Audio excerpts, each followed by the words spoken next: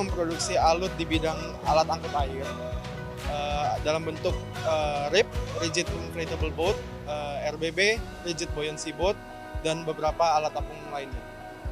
Harapan saya, karena kami adalah produksi lokal dengan TKDN yang cukup tinggi, kami berharap ke depannya produk-produk lokal yang kami produksi dalam negeri ini bisa dikenal lebih lagi di mata asing, sehingga kami juga bisa support bukan hanya dalam negeri tapi produk-produk kami bisa sampai ke luar negeri juga. Kita adalah salah satu pabrik terbesar di Asia Tenggara, integrated, so dari mulai benang sampai pakaian jadi, dan kita juga salah satu yang terkenalnya adalah penyuplai untuk pakaian seragam militer di dunia. Jadi sampai saat ini kita sudah mensuplai 30 negara di dunia untuk baju militer, terutama yang lorengnya seperti ada di belakang kita ini. Itu ada dari Filipina, dari Swedia, dari Belanda. Ya, jadi kita cukup bangga dari Indonesia kita bisa memproduksi baju-baju yang dipakai oleh tentara luar negeri, terutama NATO. Indo Defense ini betul-betul luar biasa tahun ini setelah 2 tahun lalu tidak ada. Kita selalu ikut event ini dan harapan kita ya dengan event ini ada kita semakin dikenal dunia ya, dan produk kita semakin dicintai masyarakat banyak dan orang-orang di dunia tahu kalau Indonesia bisa memproduksi sesuatu yang luar biasa.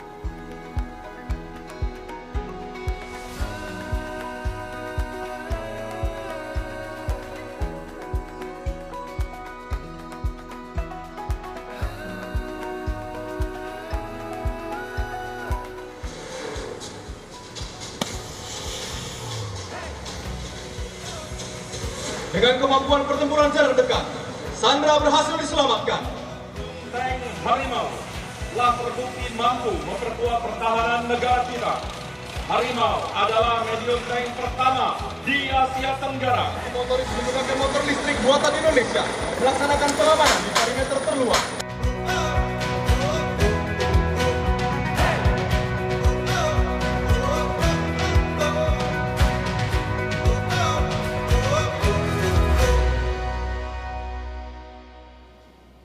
Ya, pagi hari ini saya baru saja meninjau Indo Defense 2022 bersama Pak Menteri Pertahanan, Pak Prabowo. Ini saya melihat bagus untuk promosi juga utamanya produk peralatan pertahanan dan keamanan. Dan juga yang paling penting adalah tadi saya sampaikan ke Pak Menhan, pentingnya kerjasama kita dengan perusahaan-perusahaan dari negara lain.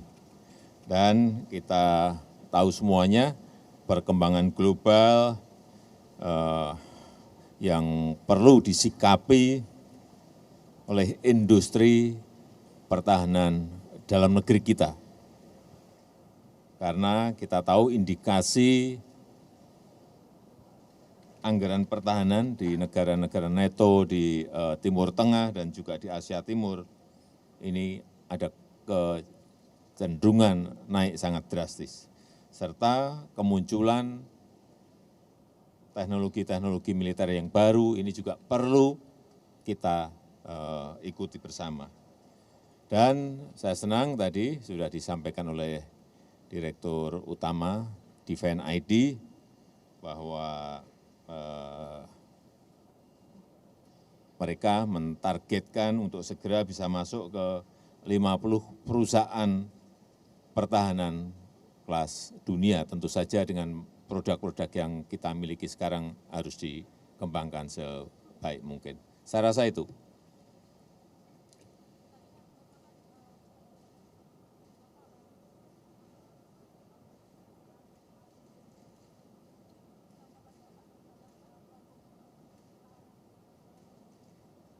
Ya, perkembangannya sangat bagus sekali karena sekarang kita memberikan ruang yang besar kepada swasta untuk ikut membangun industri pertahanan Indonesia.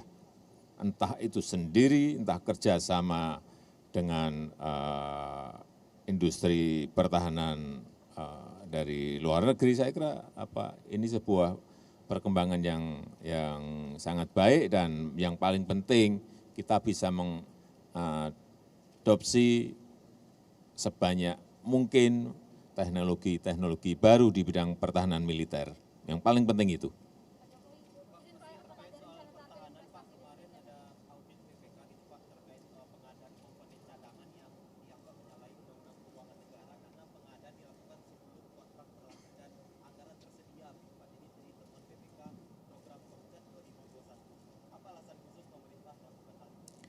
Temuan seperti itu di kementerian-kementerian itu selalu ada. Yang paling penting, prosedur administratif itu bisa dilakukan perbaikan-perbaikan. Dan saya sudah perintahkan kepada semua menteri dan tidak hanya satu urusan itu saja.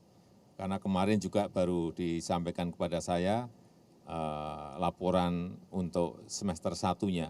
Dan temuannya banyak dan itu yang perlu dilakukan perbaikan-perbaikan dan juga menyampaikan semuanya kepada BPKRI.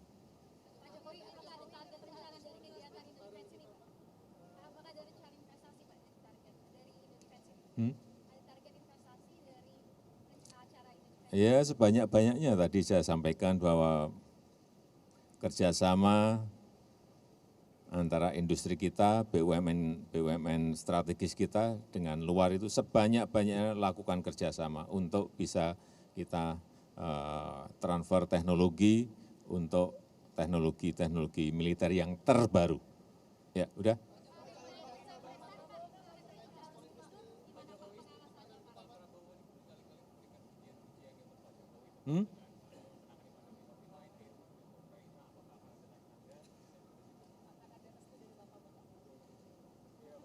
Sudah sejak awal kok restu-restu. Sejak awal saya menyampaikan mendukung beliau. Apanya?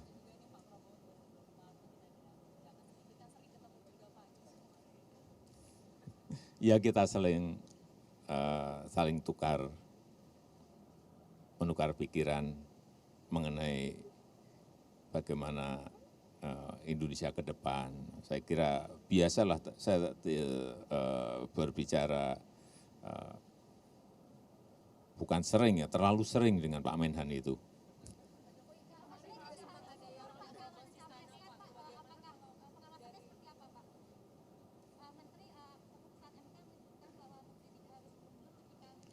Ya, tugas sebagai menteri tetap harus diutamakan.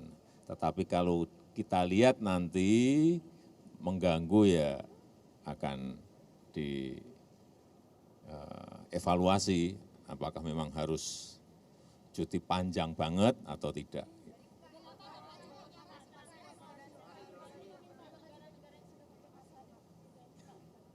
Iya, G20 tinggal 3 yang belum. Nanti akan saya telepon untuk mengkonfirmasi kedatangan beliau-beliau. Tetapi untuk angka 17-18 itu sudah sebuah angka yang sangat banyak sekali. Di dalam keadaan normal pun angka 18, angka 17 sudah banyak sekali. Yang artinya dalam situasi yang sangat sulit seperti ini, beliau-beliau datang itu sebuah kehormatan bagi kita. Ya.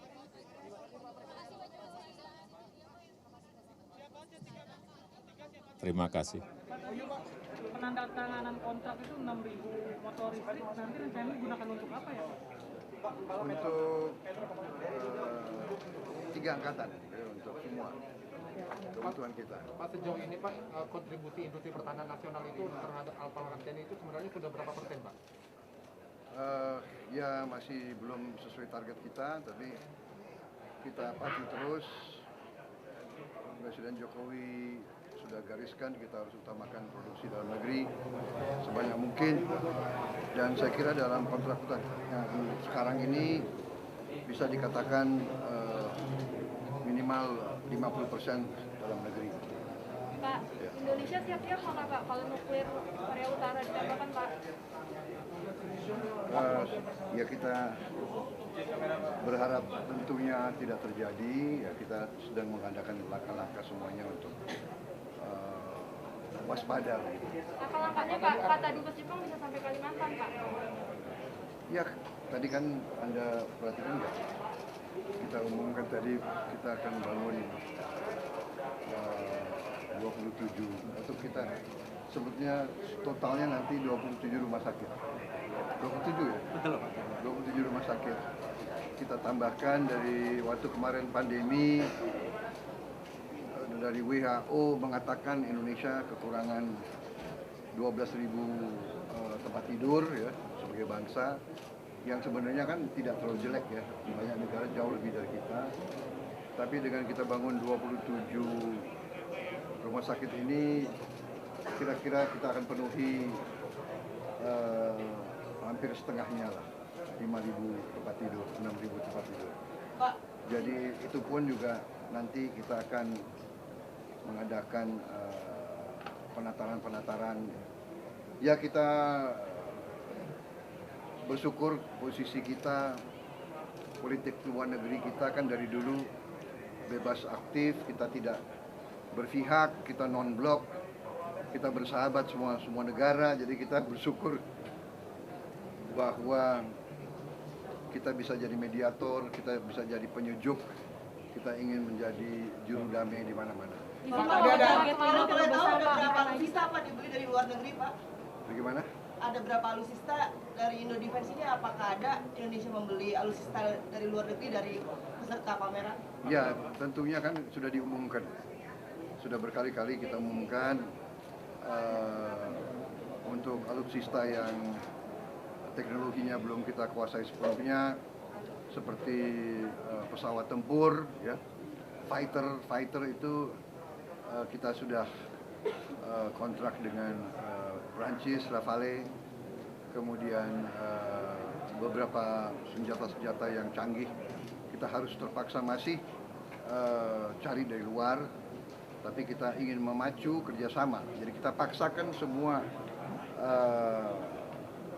supplier dari luar harus kerjasama dengan industri dalam negeri. Bagaimana persaingan BUMN dan BUMS Pak? Kenapa? Persaingan antara BUMN dan BUMS karena ada beberapa BUMS itu yang kita sekarang membuka untuk swasta boleh ikut dalam industri pertahanan. Ya. Untuk target kemarin bisa mengenai Pak Jokowi disayakin Pak. Kenapa? Waktu Jumat kemarin ketemu Pak Jokowi di sana ngobrol apa aja Pak? Masa harus saya cerita? Ya nggak apa-apa dong, Pak, cerita apa Pak? Ya gimana, apa lagi? Pertahanan dong atau ada pilpres juga? Gimana nggak, apa lagi? Pak, total berapa Pak berarti Pak yang dibeli Indonesia Pak? Kenapa?